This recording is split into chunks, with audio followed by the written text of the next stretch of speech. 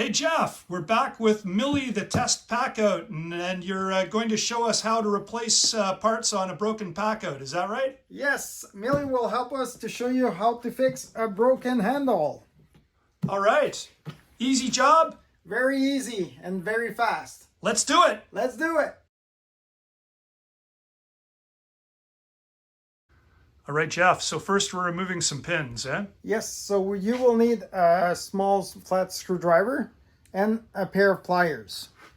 So first you take the flat screwdriver, put it right here behind, push hard, move forward, and the pin will slide out. Do the same thing on the other side.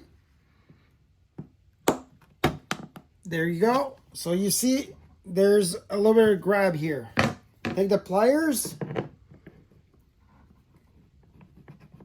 pull them out. Same thing on the other side.